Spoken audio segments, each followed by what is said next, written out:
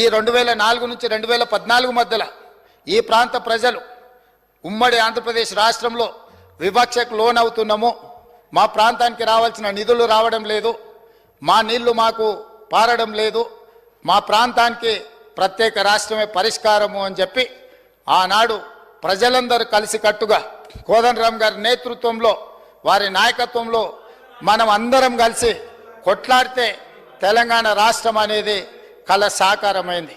ఈ తెలంగాణ రాష్ట్రం ఇవ్వాలన్న ఆలోచన ఇచ్చి నిరూపించిన శక్తి కాంగ్రెస్ పార్టీది, శ్రీమతి సోనియా గాంధీ గారిది. ఆ ఇచ్చిన తెలంగాణ అభివృద్ధి చెందిన రాష్ట్రంగా ముందుకు జరగాలి అని, ఆ రాష్ట్రం అభివృద్ధి చెందాలి అని అంటే ఏమేమి అనుమతులు ఇవ్వాలనో చట్ట రూపంలో ఆంధ్రప్రదేశ్ విభజన చట్టం 2014 స్టేట్ రీఆర్గనైజేషన్ యాక్టులో స్పష్టంగా ఈ రాష్ట్రాన్ని అభివృద్ధి చెయ్యాలి అంటే బయ్యారంలో ఖమ్మం జిల్లాలో ఉక్కు కర్మాగారం నిర్మించాలి, కాజిపేటలో రైల్వే కోచ్ ఫ్యాక్టరీ నిర్మించాలి, IIITలు ఇవ్వాలి, ట్రైబల్ యూనివర్సిటీ ఇవ్వాలి, IIM ఇవ్వాలి, సాగునీటి ప్రాజెక్టు అయిన జాతీయ ప్రాజెక్టు ఇవ్వాలి, ఈ ప్రాంతంలో 4000 మెగావాట్ల NTPC పవర్ ప్రాజెక్టు నిర్మించాలి. ఈ ప్రాంతానికి ఏమేమి కావాలనో క్షుణ్ణంగా ప్రతి అంశాన్ని పరిగణలోకి తీసుకొని రేపొద్దున ఎవరు వచ్చినా కూడా మన తెలంగాణకు అన్యాయం జరగకుండా చట్టబద్ధత కల్పించి లోక్సభలో రాజ్యసభలో బిల్లును ఆమోదింపజేసి హైదరాబాద్తో కూడుకున్న తెలంగాణ రాష్ట్రాన్ని శ్రీమతి సోనియా గాంధీ గారు, మన్మోహన్ సింగ్ గారు మనకిచ్చిండ్రు. ఈ రాష్ట్రానికి తెలంగాణ రాష్ట్రం అని చెప్పుకోవడానికి గర్వంగా కాంగ్రెస్ పార్టీ పునాదులేస్తే జరిగిన ఎన్నికలలో కొంతమందికి ప్రజలు తీర్పు ఇచ్చిండ్రు, అవకాశం ఇచ్చిండ్రు.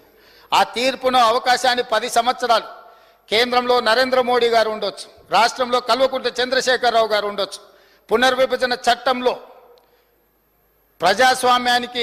ప్రజాస్వామ్య దేవాలయమే పార్లమెంటరీ వ్యవస్థ, పార్లమెంట్. ఆ దేవాలయంలో చేసిన చట్టాలను కూడా 10 సంవత్సరాలు అమలు చెయ్యలేదు. అమలు చెయ్యకపోవడానికి గల కారణాలు ప్రజలు గుర్తించినరు. ఆనాడు చట్టం ద్వారా మనకిచ్చిన అధికారాన్ని 10 సంవత్సరాలు ఇక్కడ ఉన్న పాలకులు ప్రశ్నించకపోవడము, నిలదీయకపోవడము, రాబట్టుకోకపోవడం వల్ల తెలంగాణకు తీరని అన్యాయం జరిగింది.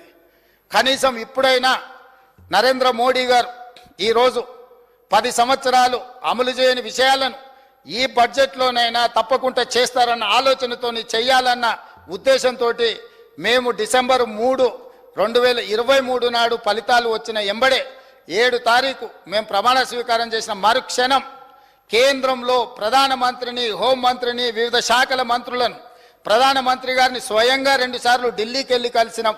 ఇక్కడ ఆదిలాబాద్కు వచ్చినప్పుడు కూడా పర్సనల్గా కలిసి వారిని ఆహ్వానించి ఫెడరల్ స్ఫూర్తితో ఒక ప్రధానమంత్రికి ఇవ్వవలసిన గౌరవాన్ని తెలంగాణ రాష్ట్ర ముఖ్యమంత్రిగా నా విధులను నేను నిర్వర్తించిన. ఆ సందర్భంలో ప్రధానమంత్రిని నేను స్పష్టంగా చెప్పిన, మీరు ఒక పెద్దన్న, ప్రజాస్వామ్యంలో వివిధ రాష్ట్రాల ముఖ్యమంత్రులకు ఈ దేశ ప్రధానమంత్రి ఒక పెద్దన్న లాంటి వాడు, మీరు పెద్దన్న పాత్ర పోషించండి, మా రాష్ట్రానికి రావాల్సిన నిధులు, మాకు ఇవ్వవలసిన అనుమతులు మీరు ఇవ్వండి, మీ పెద్దన్న పాత్ర మీరు పోషించండి అని నేను చెప్పిన. అధ్యక్ష, వారిని పెద్దన్న అంటే నాకేమైనా వారు పదవి ఇస్తారా? నాకేమైనా కిరీటం పెడతాడా?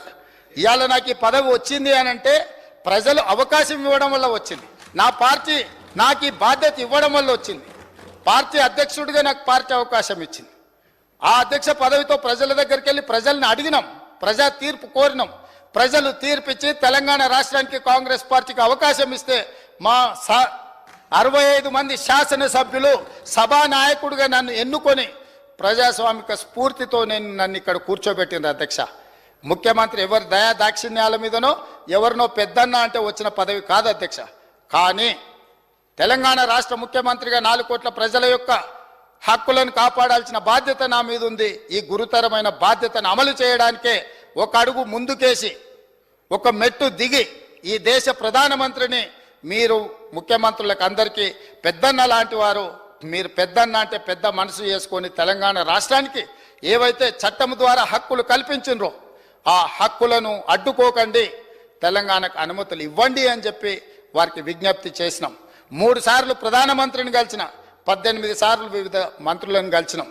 ప్రతి ఒక్కరిని కలిసి తెలంగాణ రాష్ట్రానికి రావాల్సిన బయ్యారం ఉక్కు కర్మాగారం గురించి, రైల్వే కోచ్ ఫ్యాక్టరీ గురించి, గిరిజన యూనివర్సిటీ గురించి, IIIT గురించి, IIM గురించి, మూసీ పరివాహక ప్రాంతం అభివృద్ధి కోసం, రీజనల్ రింగ్ రోడ్డు కోసం, పాలమూరు రంగారెడ్డి ఎత్తిపోతల ప్రాజెక్టు కోసం, ఈరోజు ఈ రాష్ట్రంలో జరగవలసిన అభివృద్ధి కోసం, సెమీ కండక్టర్స్ కోసం, అదేవిధంగా IT పరిశ్రమల కోసం, ఈరోజు ఫార్మా పరిశ్రమల కోసం అనుమతులు ఇవ్వండి, మీరు నిధులు ఇవ్వండి అని చెప్పి ఈరోజు వారిని కలిసి మేము విజ్ఞప్తి చేయడం జరిగింది అధ్యక్ష.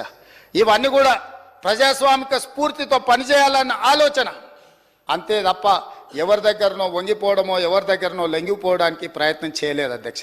ఇన్ని ప్రయత్నాలు చేసినా కేంద్ర ప్రభుత్వం మన పట్ల వివక్ష చూపించింది.